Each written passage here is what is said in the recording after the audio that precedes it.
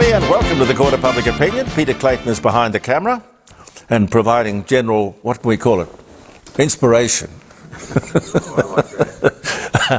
Yes, thank you for your responses too, most sincerely. I think we are, now that we are podcasting as well as placing this as a page on Facebook, we're obviously growing our audience, for which we are very, very thankful and pleased about too. Thank you. So if you've just discovered us, it's a funny little program that we do called the Court of Public Opinion from my garage, which is sort of like my hiding place in a way. I'm allowed to be as eccentric as I like down here, and nobody seems to take exception. Well, not yet anyway. Not yet anyway. Before we get into the events of the day, some of the things that I've seen and some of the things that you've pointed out we should be talking about. Happy birthday, March 15. Britons, Henry Rolls and Charles Royce. And also, not that we hear very much about Claude Johnson, but he was involved as well. 1906 was the year. This was the day that their partnership was formalized and Rolls-Royce Limited came into existence. And that heritage, that remarkable, the mystique of Rolls-Royce was born. Should we get a picture of... Well, we will. Just for fun. Doug Parkinson, bless his heart, he was a lovely guy. He dies at 74, 2021. Dear Prudence and lots of other great moments of Australian rock and roll. I don't know why he died, how he died, I don't know. Doug Parkinson. 1892, the first escalator was patented by inventor Jesse W. Reno of New York City. 1892. 44 BC, yes, Julius Caesar is stabbed to death by Brutus and Cassius and several other Roman senators. Politics is a dirty business. On the Ides of March in Rome, Julius Caesar was 55 years of age, 44 BC. Hermann Göring says 100 or 200 church bells are about enough. All the rest will be melted down. 1940. They were obviously a bit short of... Well, what do they make bells out of, Pete? Brass? Oh, well, it would vary, I think. I suppose it were. Well, maybe I need iron for ammunition or something. Or... Well, you know, obviously ringing the bell was not a priority for Herman. Shooting the enemy was way up there over that. English-American actress Elizabeth Taylor. She pops up on my dates very regularly, but then again, she had a lot of anniversaries. She was 32, and she married for the 5th time English actor Richard Burton. He was 36. She was 32. He was 36. They divorced in 1974 and they remarried in 1975. And then I think he married Peter Sellers' ex-wife. These people, I suppose, it's a hobby, isn't it? They just sort of must have something to do, I suppose, so that's it. Cricket master. This is up your alley, Pete. Cricket master. The great Don Bradman receives his knighthood from the then Governor-General of Australia, the Right Honourable W.J. McKell, at the investiture in Queen's Hall, Parliament House in Melbourne, 1949.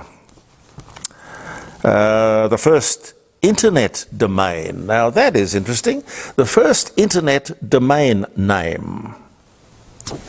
Imagine being the very first to have a domain name. It was, by the way, symbolics.com. Symbolics.com is registered on this day in 1985, which is not so long ago when you think how far computer science and all that stuff has come very quickly. very quickly. Did you hear about that Bank of Silicon Valley? Second largest bank in America has gone under. I might have some more to say about that tomorrow if I get the time. What else? Oh, Benjamin Spock, American pediatrician and writer, The Common Sense Book for Baby Care. He dies at the age of 94 in 1998. I had him on my program a few times, and he was very adamant about all of the things that he talked about. He was a very kind of black and white man about bringing up children. He obviously had an influence on bringing up far more children than I ever did, so you'd have to bow to his superior knowledge, but he was quite devout. And then towards the very end, I remember reading the fact that Benjamin Spock had openly admitted he had got everything wrong. And I thought to myself, my God, now he tells us, yes, sort of millions and millions of mothers and fathers all over the whole world have been following slavishly his book, and now he says, whoops, I got it all wrong. Dear, oh dear, oh dear. William Lamb, 2nd Viscount of Melbourne, Prime Minister of the United Kingdom, was born in London, 1779. William Lamb, don't know much about him. Rodney King riots begin. 4 officers of the Los Angeles Police Department charged with excessive force over the beating of Rodney King, 1991. Now, a lot of people, one way or another, have asked me to explain what was the law that was being inflicted upon innocent people that turned out to be, thanks to Michael Abbott QC, exposed as non-existent. This is all about, all brought up, at least on this program, by the Robodebt Royal Commission, which, by the way, wound up on Friday, but had been rattling on and on and on for a long time. I can explain the law, but it's a bit difficult to follow. Clearly, the Rudd government was fining and putting people in jail for Centrelink fraud. It was based, or the charges were based on, and not just charges, but humiliation, vilification. People had a terrible, terrible time, publicly humiliated. They were called Centrelink fraudsters. It was all based on a law that didn't exist. Now, that law was that people had to ring Centrelink or otherwise tell them if their financial circumstances changed. When the law actually said, when questioned by Centrelink, you have to truthfully account for your financial circumstances. When exposed by the High Court of Australia, the Attorney General Tanya Plibersek retrospectively, late in the afternoon, changed the law to what in fact they thought it was, which was people have to notify Centrelink, not the other way around. A simple but profound mistake on the part of government. It would have to be at least equal to the Robodebt scandal. At least equal. Nobody talked about it. And yes, I am sorry, I should have told you exactly what that law was. I apologise for that. But speaking of the Royal Commission, it did wind up on Friday last week with a finding to be handed down in June. It's quite clear from what I've seen of that Royal Commission and the evidence given that Centrelink is pretty much a law unto itself. If it's not breaking the law or not following the law, it's making up the law. Very, very strange. Time and time again I see these stories on various TV, current affairs programs talking about people being ripped off. And it's usually through some sort of scam involving online, computer, electronic banking, internet something anyway. Now, I know the banks want to close the branches and do away with checkbooks, do away with, face-to-face banking. But the truth is, we, the people, have got to dig our heels in, because unfortunately, we're talking about hundreds of millions, if not billions of dollars that get stolen around the world by scammers because of the internet. And internet banking, they keep telling me time and time again, it's as safe as anything. See, I just don't believe that. My advice is be very cynical about it. Yes, I know I'm a Luddite. I know it. But we are vulnerable, regardless of what the banks say. I believe it's making it easier for the crooks, because the crooks have just got skills on a computer keyboard that we don't have. People need banks, and people need service, and they need us, and we need them. It's a two-way street. And it's been a business model that has stood the test of time for hundreds and hundreds of years. And if people don't understand that simple business of face-to-face doing business, well, I must say they're in the wrong business. Maybe we should start a bank. Pete? Yes, we could. We could start a bank. If we could do that, we could start a radio station. We could. There's no point in being critical without putting our money where our mouth is. A real community radio station, huh? One that people actually listen to. What a revolution that would be. What a revolutionary idea. Rumour of the week, by the way. Channel 10 is about to be put on the market. Its owners, Paramount or CBS of the United States of America. Now, I don't know that it's necessary. I don't even know if the rumour is true. But a lot of people have left. Some big-name front-of-camera people and some even bigger names from behind the camera. And I've got no idea whether it's true. I certainly know it's probably not necessary. They've just got some of the wrong people on the payroll. They need to get the right people who understand entertainment, for example. That's all we need to do. We turn on our TV sets to be entertained and informed. Rob says the problem with, this goes back to the, Pete, you'd be interested in this, the piece of film with your song about the live sheep export business. Horrific footage. But Rob says the problem with live export of sheep and cattle is that our Muslim neighbours want them slaughtered in a halal fashion. Well, that might be very true, but it certainly doesn't make it right, or it certainly doesn't make it humane. I've seen what halal means, and I'm sorry, a lot of terrible things are done in the name of culture, including, of course, female genital mutilation.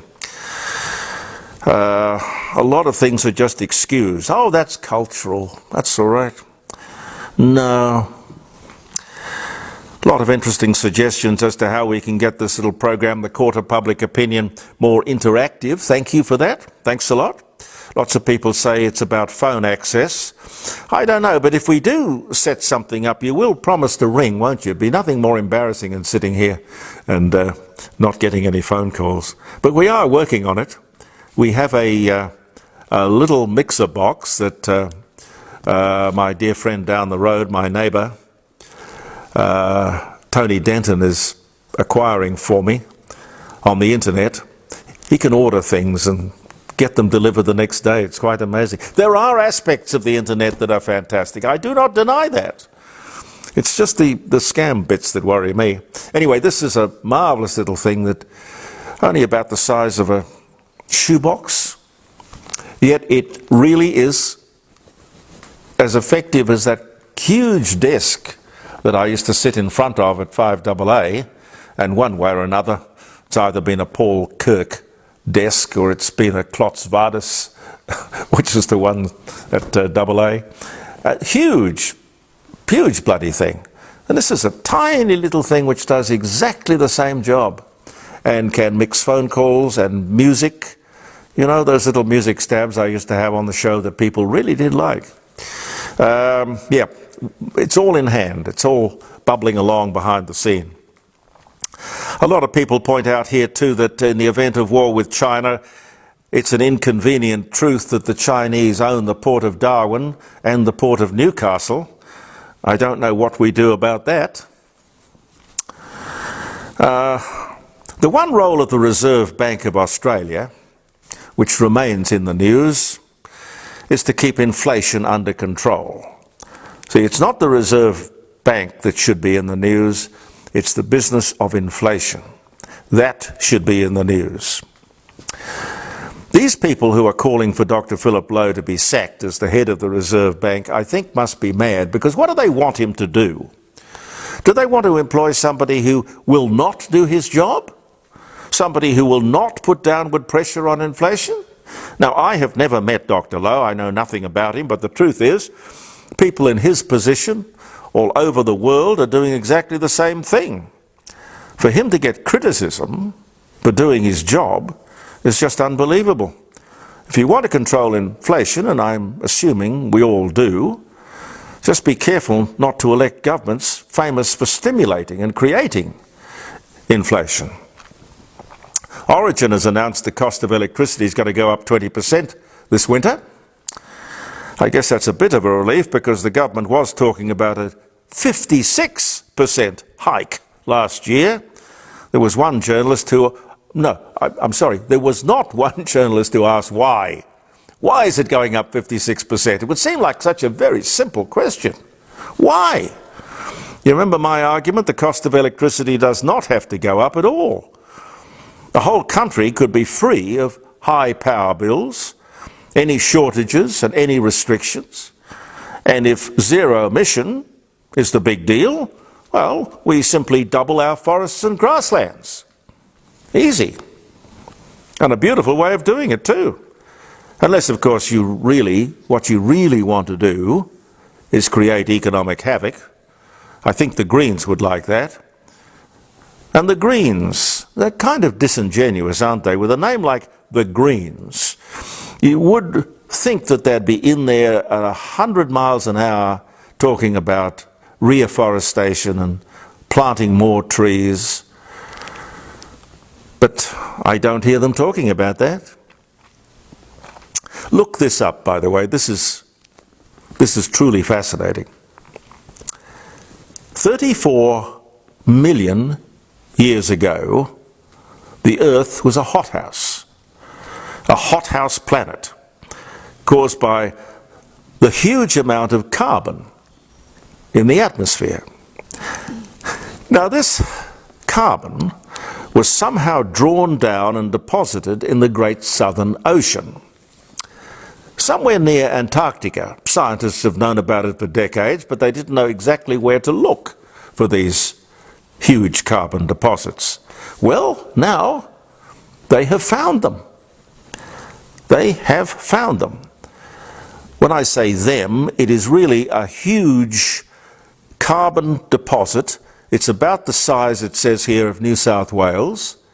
It is 2 kilometres thick, deposited or sequestered on the floor of the Great Southern Ocean just near Antarctica.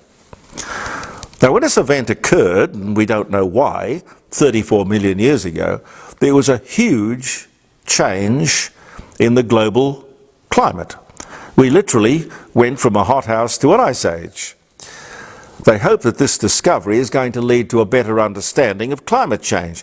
One thing this report failed to point out is that when all of this was happening, all of this stuff, the climate suddenly and violently changing, there was no involvement of mankind, which again makes my point. The climate is always changing, regardless of and independent of mankind. Change is totally natural and always with us, and we have been adapting as humankind for millions of years. That's one of our great strengths. We can't fight nature. Part of our great success has been that we've been able to go along with nature. In other words, we have evolved. Evolution. What the lefties are trying to do with their climate change emergency, of course, is to do nothing about the climate. It's all about the economy. redistribute wealth. And if we can't see that for what it is, ladies and gentlemen, we are stupid. Caroline sent me a lovely picture of a helicopter, satirical picture of a helicopter hovering above a wind turbine. And underneath it, the picture says, "Don't mind us, we're just burning 300 gallons of jet fuel to de-ice this clean energy wind turbine." Thank you, Caroline. You know, the joke is really that the construction of those wind turbines takes more energy than they will save in their 20-year productive life. So I don't know about the logic, I really don't. And just one other little thing on the climate. They have discovered, as a kind of a subtext to a new treaty that's been negotiated within the United Nations, a treaty covering the oceans of the world. 2/3 of the oceans of the world are now controlled by a treaty, which I'll tell you more about tomorrow or Friday. But there's just a wonderful little line which kind of snuck through. Nobody picked up on it. Nobody asked a question when they were talking about the oceans of the world, that the high water mark and the low water mark of the oceans has not changed. How does that fly in the face of islands in the Pacific claiming huge amounts of money as compensation for the locals getting their feet wet? Climate change, all these greedy, industrialized nations causing massive climate change, and the oceans are rising. No. But again, I say, there it is, scientifically stuck right in front of the journalists of the world, and not one of them said, "Oh, that's interesting." It is amazing. Thank you for viewing the Court of Public Opinion. I'm Jeremy Cordeaux. Peter Clayton and I will be back tomorrow. Believe in yourself. Goodbye for now.